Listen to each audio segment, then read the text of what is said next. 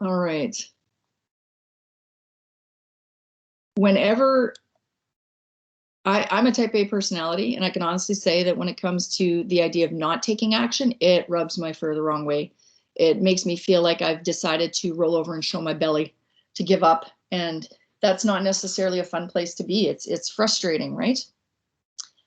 So keep in mind that that actually can be a very powerful choice in this model. So that's something I really wanted to touch on quickly in the beginning.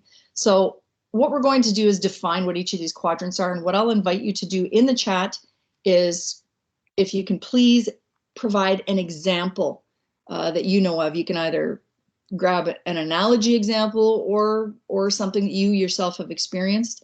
But we'll start first in the bottom right, or sorry, the upper right-hand quadrant labeled hanging on. So this quadrant here, hanging on, in stressful situations, we're often persisting and taking action really on activities, on things that are going on that we can't influence. So for example, fighting with a teenager. Yes, absolutely. We want them to cooperate and get along with us, but maybe that's not going to happen. So you're trying to basically affect things that are beyond your control. All right. Another way of thinking this is like spinning your wheels or banging your head against a brick wall. So if you picture, you know, that sound of the wheels spinning on ice, you know, when you're trying to get traction and you're stuck and you get that zzz, but you're not really getting anywhere, even though there's a lot of energy being expended. That's a great analogy that you can cling to. Essentially, you're going to be feeling tired and frustrated and discouraged and no sense of accomplishment if you're trying to function all the time in this quadrant. All right, so folks, I'll give you a moment to populate the chat, or you can speak up. We have a smaller group, so we can definitely support you in contributing verbally if you'd like. But just a quick comment in the chat, an example of something that you've experienced where it's hanging on. It's ceaseless striving is a really fancy word for it, but something in the chat, please.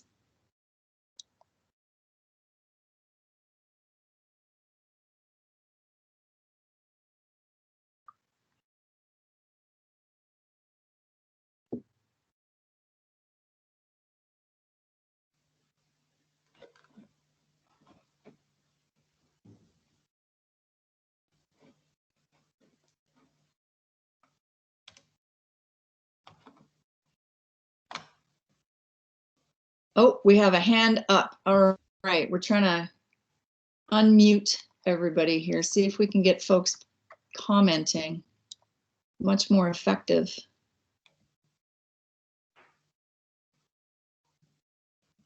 Fudge. It's just not happening, folks. We've got an advanced setting behind the scenes that we cannot change. My sincere apologies. I definitely don't want to mute you folks.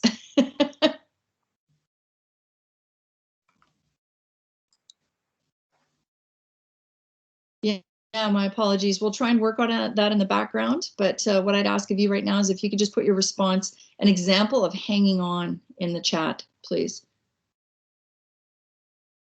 I'll offer one up. It's kind of loaded.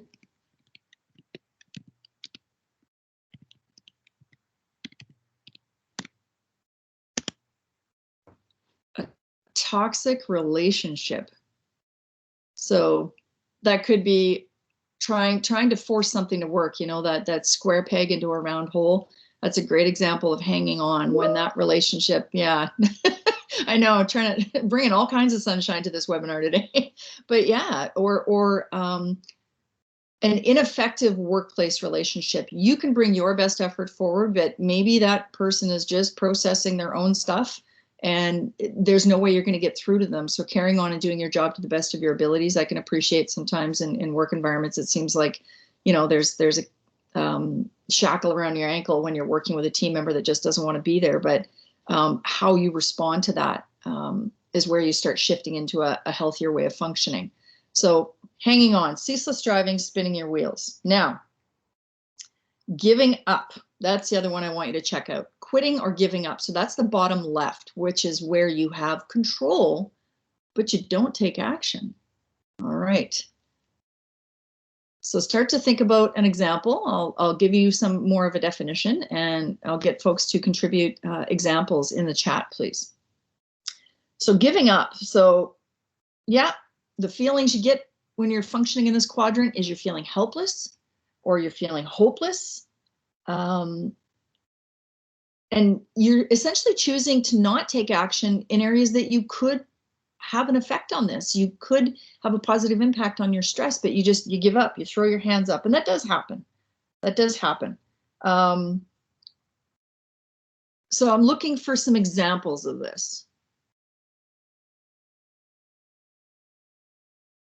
I always jump ahead and don't give folks a chance to respond, so I'd really like to add something there.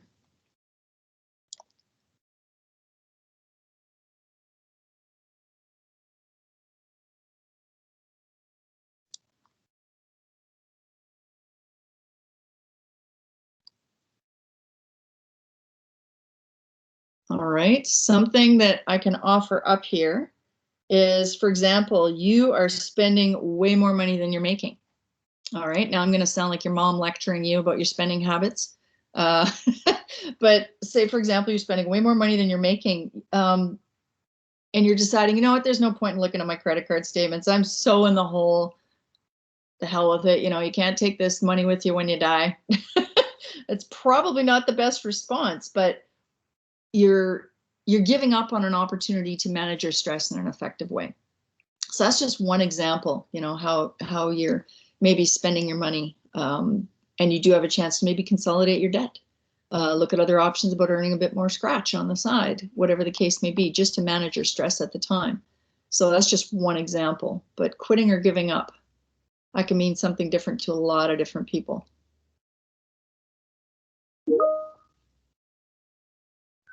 Haha, there we go.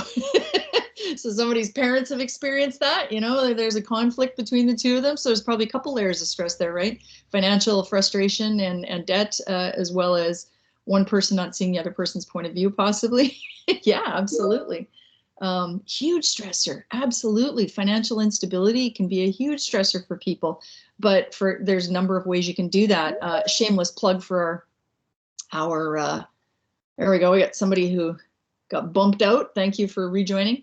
Yeah, absolutely. Going to SISIP. That's what I meant by the shameless plug. Going to SISIP and saying, hey, I need some help understanding how to consolidate my debt and start to set some money aside. I've really got in over my head and I want to know how to fix that.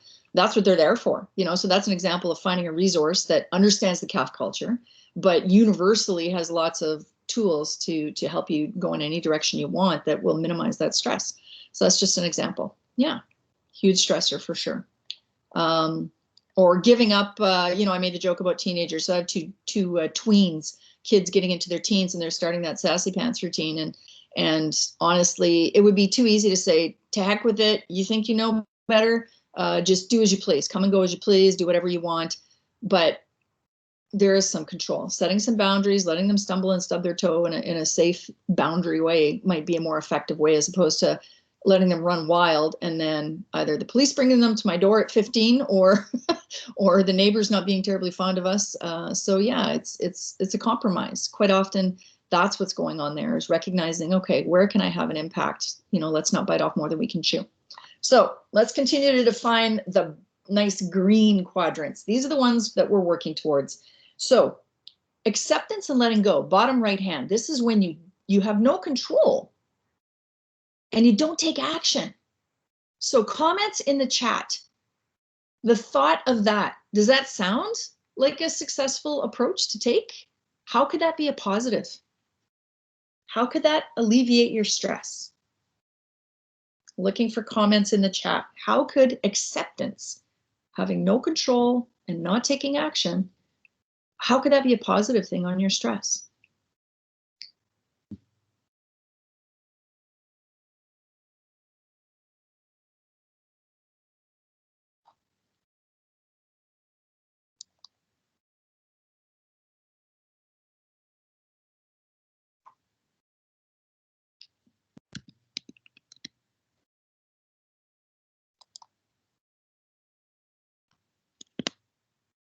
So just put a quick GIF up there to give you a hint.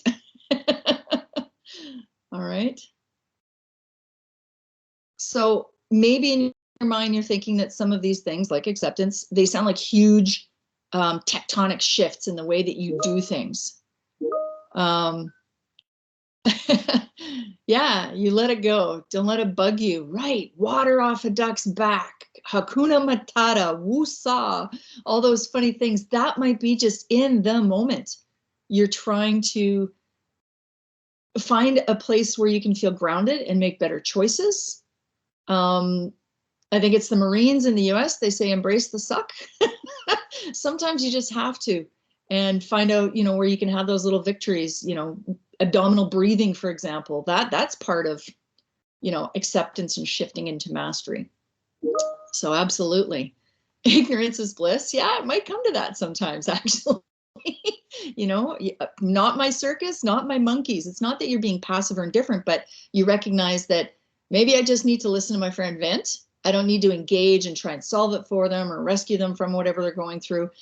Accepting it. So yeah, you know what? That sounds like that's a really tough road to be on. Let me help you find somebody who can help you with that. That could be acceptance too. You're really upset that somebody's not doing well, but what are you going to do about it? Accepting where things are at right now. Because we often get very focused on fixing it and the future is going to be better, but maybe just accepting what's going on right here now. I'm accepting that I'm mad that I've been butting heads with my partner, my roommate for weeks. Okay, let's figure out how we're going to fix this, right? So mastery, right? Big drum roll. Here we are at mastery. This, without a doubt, is what feels and works the best on this personal power grid. That's when you have control and you take action. You probably saw that coming, pretty obvious. This is where you truly feel your most centered, your true sense of personal power. An example, please. I'm looking for examples from anybody. Let me know what mastery could look like for you. What's an example?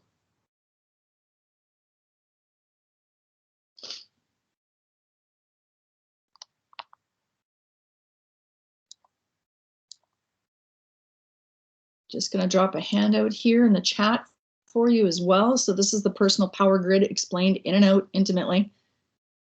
All right, we're back over here. Ha! Stress management class. All right. Bonus points. Yeah, just showing up and acquiring some information. Maybe you've been through our stress management workshop a couple of years ago, but you're coming back and just looking for little gentle reminders. Maybe mastery is quitting smoking to try and save money. All right.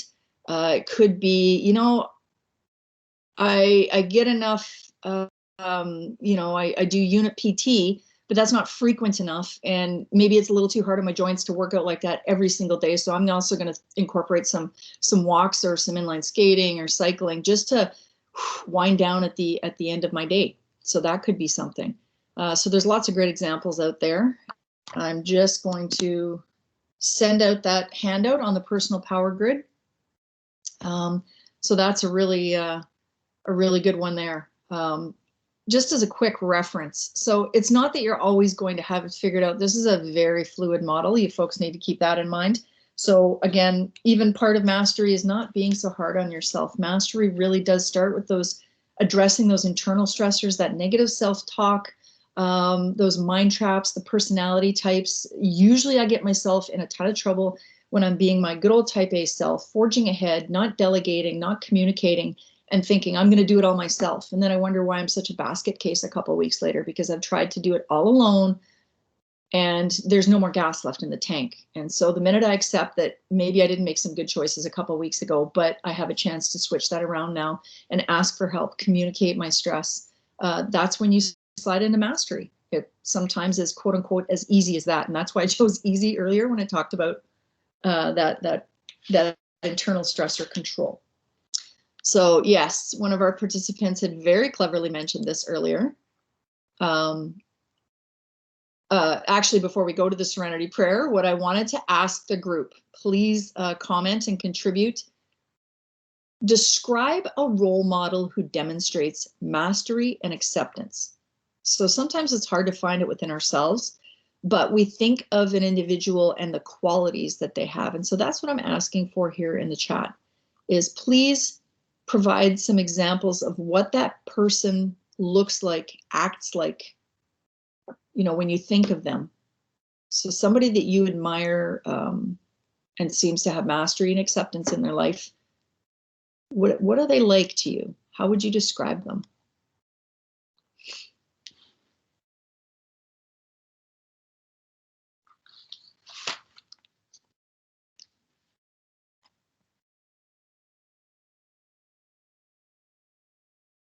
Just waiting for a response here. In the meantime, I'm going to drop another handout into the chat. Something that nicely summarizes a lot of what we talked about on Tuesday. So anybody who wasn't able to join us on Tuesday, this is here.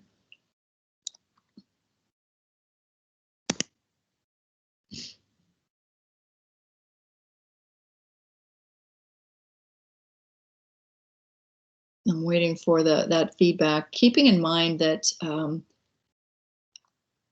I think we've become more socially aware, social media aware over the last while, in that, for example, you know, somebody posts on Instagram or Facebook and, you know, it looks like it's all sunshine and roses and they have it figured out. That's usually the highlight reel.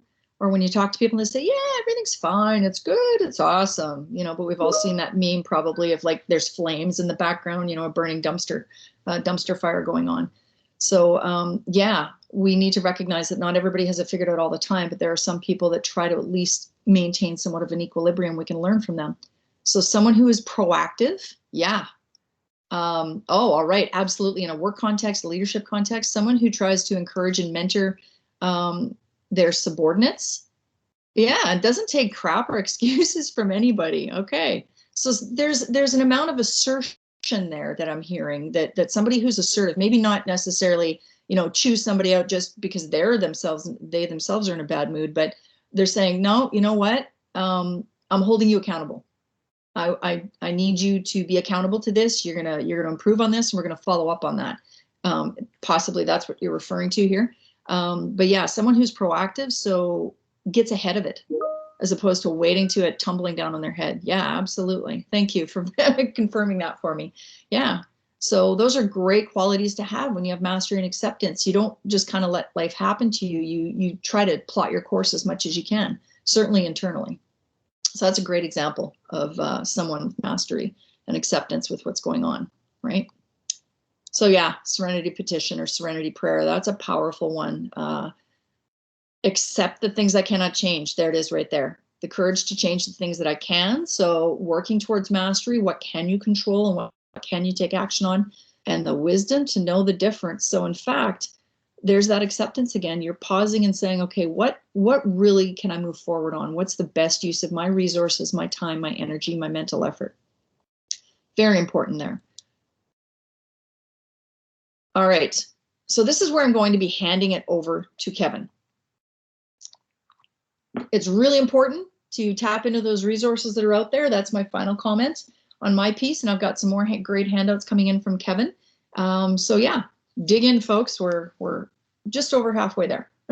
All right, Kev, it's your turn.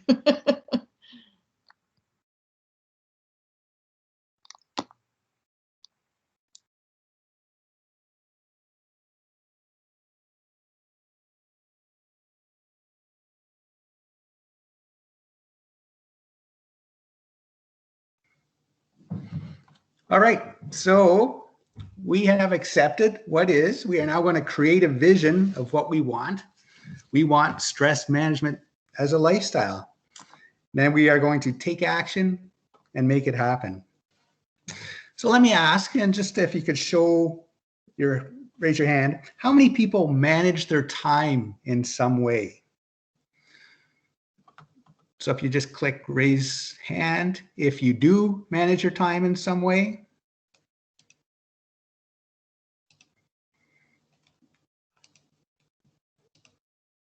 Good. See some hands. Quite a few hands. Awesome. Oops, let's not get too far ahead.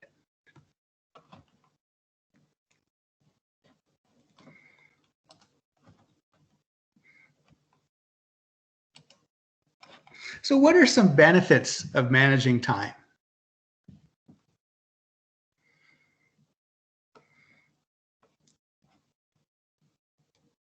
And if you could just indicate that in the chat, that would be great. What's a benefit to managing time?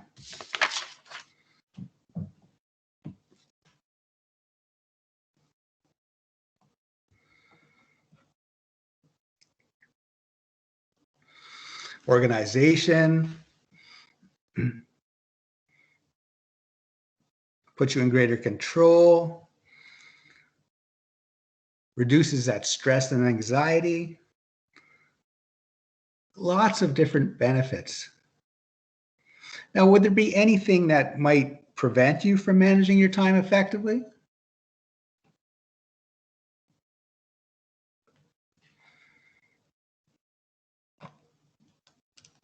Oh, I like it. Focus, motivation.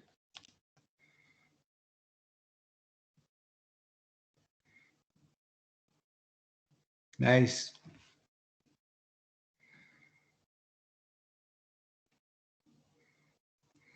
Sometimes we get distracted or interrupted. Sometimes our disorganization prevents us from managing time effectively. Sometimes we can't say no to things. So there are some things that might get in the way of being able to manage our time effectively.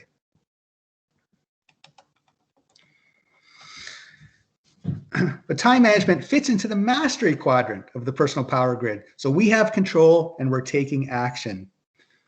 It helps us become aware of how we're spending our time, and it helps us to choose activities that are important to us.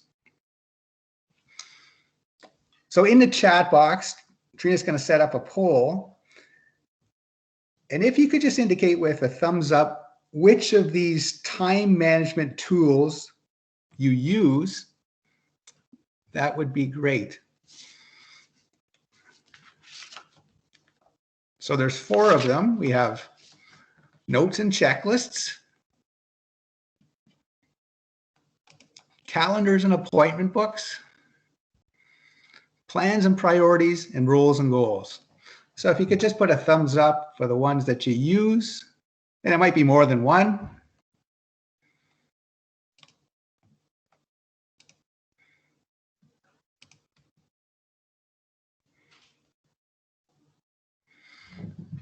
I'm kind of a Post-it guy. I keep my plans on Post-its, and usually the little small ones.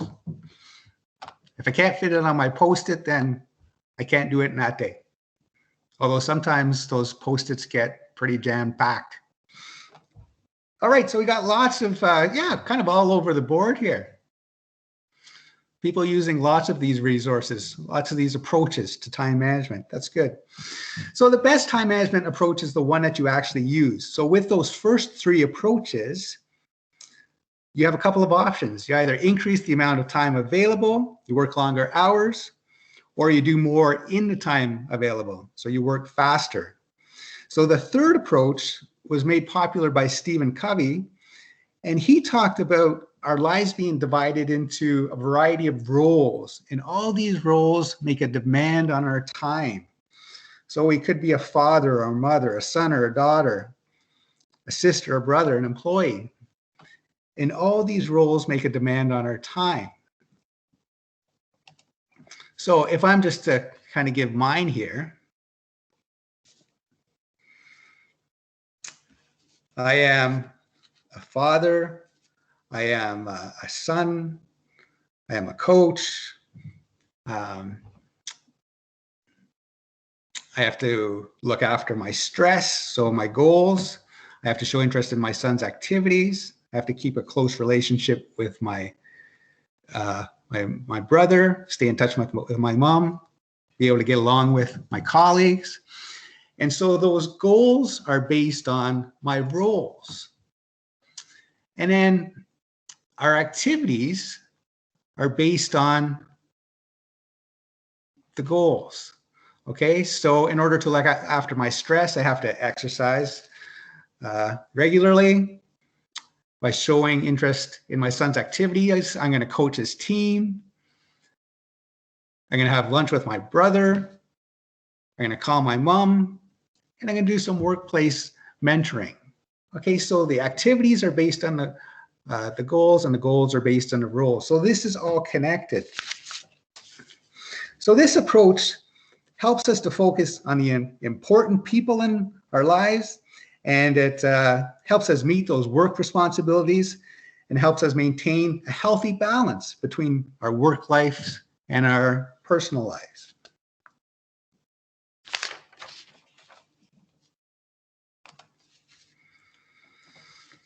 So Covey designed a time management matrix based on these roles and goals that helps us to decide what's important and what can wait.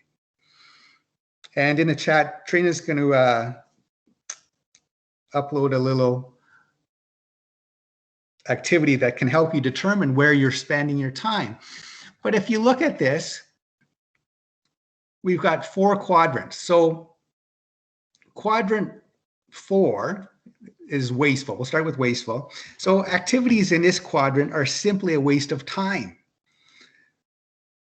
Try to minimize the amount of time you spend on these activities. So this is okay to do once in a while, like maybe playing video games might be a good way to manage stress, but just once in a while. We don't want to do too much of that. Quadrant 3, which is the distracted,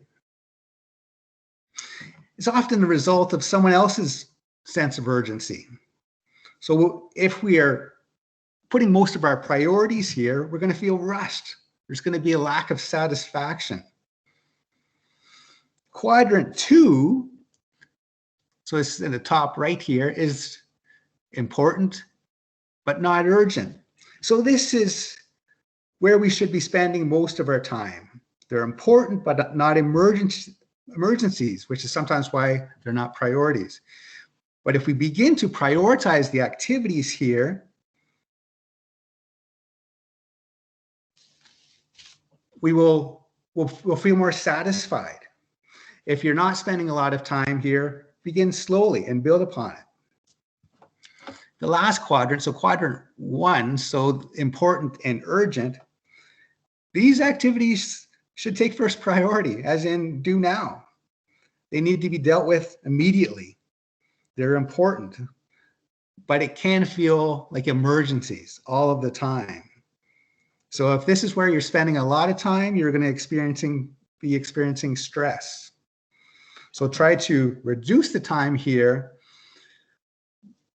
and focus on prevention and preparation in the proactive quadrant, the important and not urgent.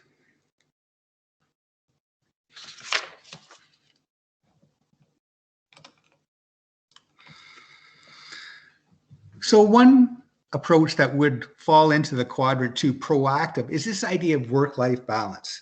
And it's basically the ability to manage your personal and professional priorities. It is affected by your stage of life. It's not necessarily only for people with families. It's important for a single person. It's important for retirees. But if you're out of balance, it's going to leave you feeling exhausted, anxious, and you're going to feel like you're out of control with your life. So if you are in balance, you'll be in control. You'll be managing your stress, and you will be happier.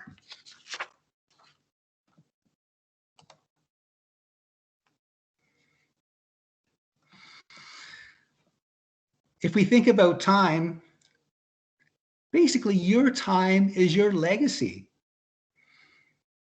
And your life is about your time.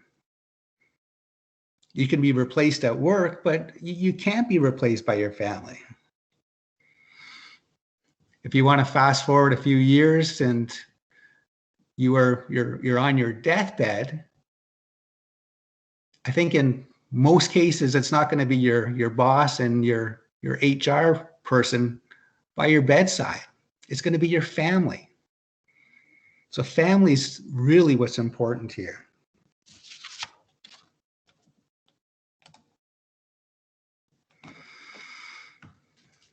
So there are some things that we can do to help manage stress. And if we look at lifestyle, we have our physical fitness, our healthy eating, and proper sleeping. So can anybody tell me, if we look at physical fitness first, can anybody tell me the relationship between fitness and stress?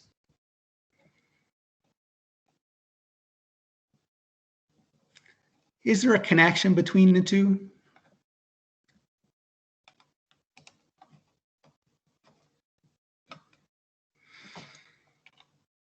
If you want to add your comments in the chat, that would be great.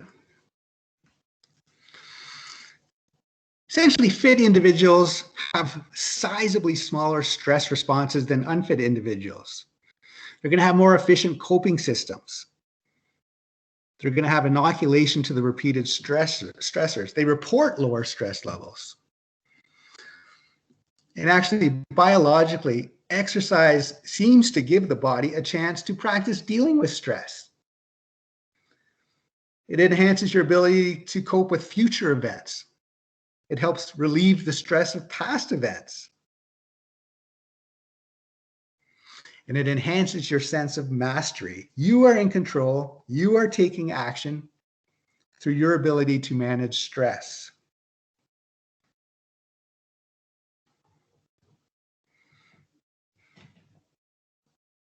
How many people work out on a regular basis?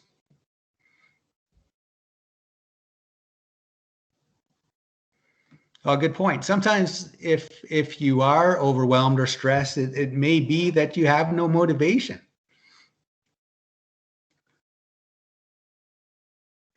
And stress can be very debilitating like that.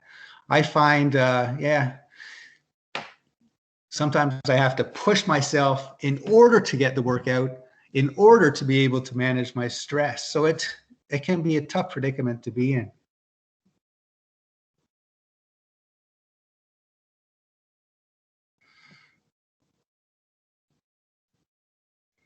Trina's going to put up a poll right now, and I would like you to indicate if you do work out on a regular basis, when do you work out?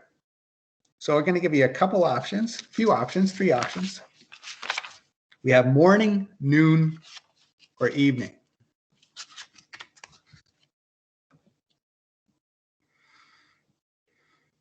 So I am a noon guy. I like to recharge my batteries at noon. But for some people for the morning, they use that to get ready for the day's challenges. I've talked to some evening people, and they like letting go of the tensions and worries at the end of the day. So it's all up to you, but it's important that we get that exercise in there.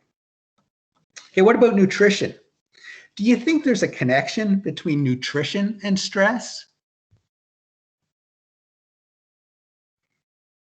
Yeah, some good activities even around the house, just active living, housework, yard care, great de-stressors. Cleaning is meditation, for sure.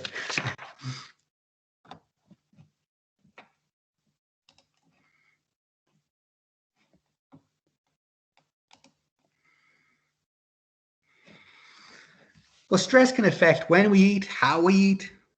How well our body handles stress may depend on how well nourished it is before and during times of stress. There might be poor eating habits such as skipping meals, consuming too much caffeine, sugar, salt, fat, or alcohol, overeating, undereating, excessive dieting that will put our body under stress.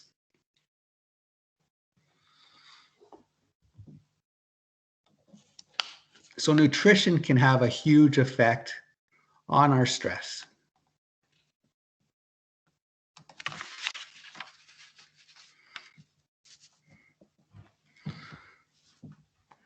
Any coffee drinkers out there? Caffeine invokes many of the same physiological responses as the fight or flight response. So increases in heart rate, increase in breathing rate, increase in blood pressure. Caffeine combined with mental stress actually has been shown to increase cortisol levels. We talked about cortisol the other day, that when the body is under stress, it releases a stress hormone called cortisol. Caffeine heightens feelings of stress while performing stressful tasks, especially in men. Oh, I like Oh, everybody's friend, Homer.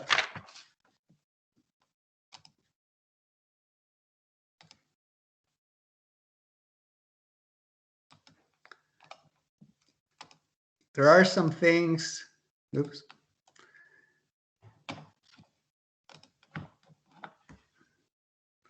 that aren't recommended when it comes to managing stress. So reaching for a cigarette, alcohol, drugs to cope with stress can be a common response. Gambling is often used as a stress reliever, but for certain people, it can lead to addiction. So we get into this whole problem of the stress addiction cycle. We become stressed, so we look for ways to cope. We turn to the narcotics, the alcohol, the nicotine, or the gambling, then we become addicted. This causes more stress, and the vicious cycle continues. So just be careful with these. Alcohol and gambling are okay in moderation, but just be careful. All right, let's talk about sleep. We have a poll. Just want you to indicate just the average number of sleep hours that you would get a night. So we've got 4 options: less than 5, 5 to 7, 7 to 9, and more than 9. So people are sleeping less. In the 60s, most people got between 8 and 9 hours of sleep. 2002 was about 7 hours of sleep. Right now, we're sitting about 6 hours, 45 minutes of sleep. The recommended amount is actually between 7 to 9 hours for adults. So it looks like most people here, according to what they're telling us, are a little shy of the recommendation.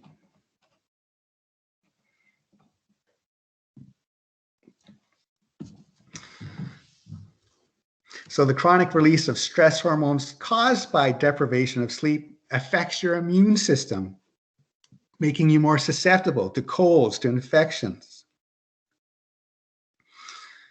Sleep loss is associated with an increase in appetite, desire for high-carb foods, increase in body mass index.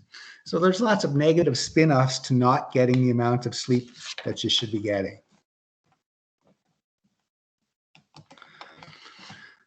There are a few things to avoid before you go to bed to help ensure you get a good night's sleep. So avoid caffeine if you're one of those coffee drinkers, at least 2 hours before bedtime. You might think that drinking alcohol helps with falling asleep, but alcohol can actually interfere with staying asleep later in the night. Alcohol consumed within an hour of bedtime appears to disrupt the second half of the sleep period. Nicotine, it's a stimulant and can interfere with falling asleep and staying asleep. And exercise is great. And people that exercise regularly do sleep deeper, according to research. So the recommendation is about 4 to 8 hours before bedtime for that exercise, but 1 to 2 hours before it can actually interfere with falling asleep. That blood is still pumping, and it takes a little longer to get to sleep.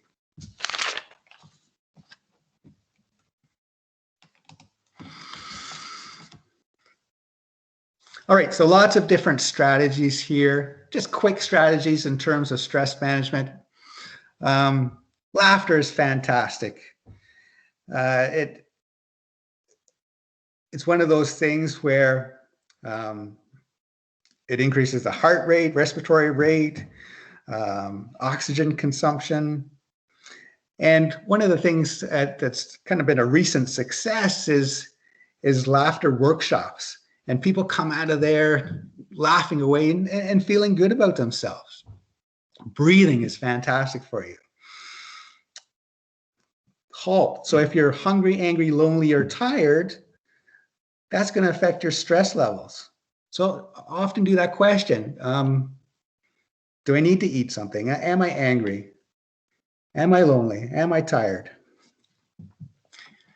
And another important question to ask is the perspective question. Will this matter 5 years from now? If the answer is no, let it go. If the answer is yes, give it the attention it deserves.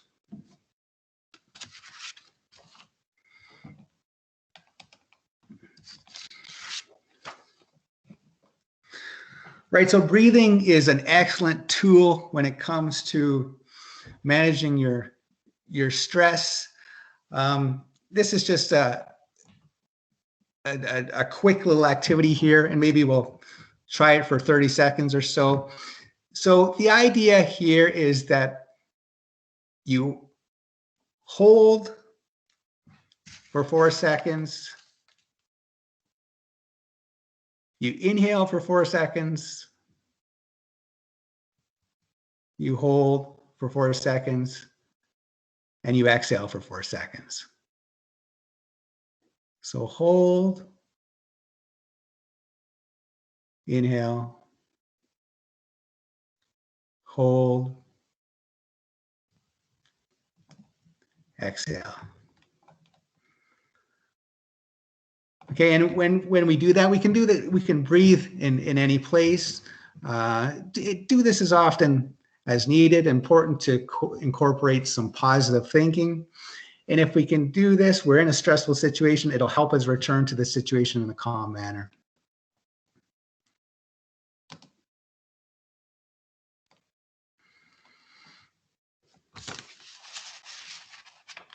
All right, so the last thing I just want to talk about is resilience. So this is the ability to bounce back, the ability to move forward. There's going to be things that happen in our lives, and it's going to be tough. But if we are resilient, we will be able to bounce back. We will be able to move forward. Resilience impacts the mental filter stage and improves our stress reaction. We can learn to become more resilient. And this is in that mastery quadrant. And resilience also helps with acceptance and letting go. And if we look for ways to increase our resilience, it's part of the important, not urgent aspect of the time management grid. So it's an interesting thing. If we manage our stress, we become more resilient. And in becoming more resilient, we're then able to manage our stress better. So if we can aim for resilience, that would be fantastic. All right, so we have come to the end of our webinars. Just a quick review here. We have to learn to accept what we can and cannot control. Our personal power lies in the ability to make choices in the mastery quadrant. There's some healthy options that can help with our stress management: exercise, nutrition, and sleep. Lots of quick little strategies that will help us. And resilience is an important stress management skill to be utilized. So let me just quickly ask, what's one thing that you're taking away from this webinar? If you could note in the chat. So it might be from today, it might be from Tuesday.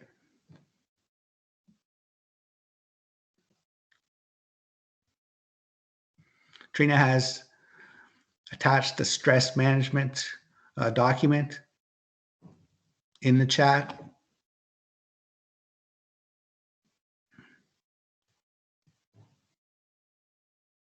Yeah, I wish we had more time for the breathing exercise, but you kind of get the idea. And it's a good tool. So lots of resources available for breathing online. Encourage you to use them. And like we mentioned previously, this is a prevention webinar. You may require more assistance.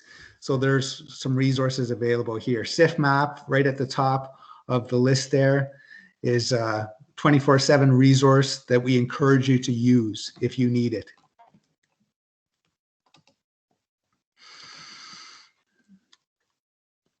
Next week, we've got an amazing webinar by our local communications expert, Lucy Martin. Communication is very closely connected to stress management. If we can communicate our needs effectively, we're going to be able to manage our stress more so, for sure. So please join us next Tuesday. There's our contact info. Reach out to us. It was great to have people here today. And again, I want to thank you for joining us.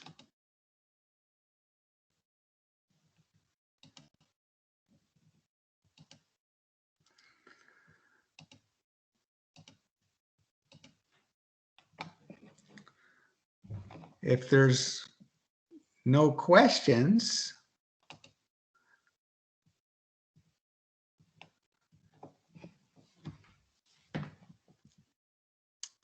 I will bid you farewell, and I wish you all the best, and hopefully we will see you again. Thank you.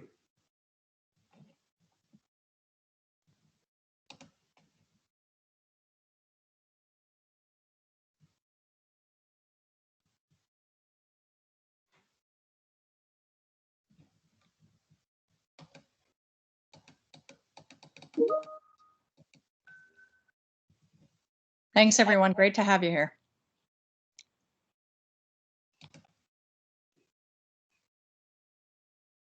Just you and I, Kevin. All right. There we go. Just going to stop the recording.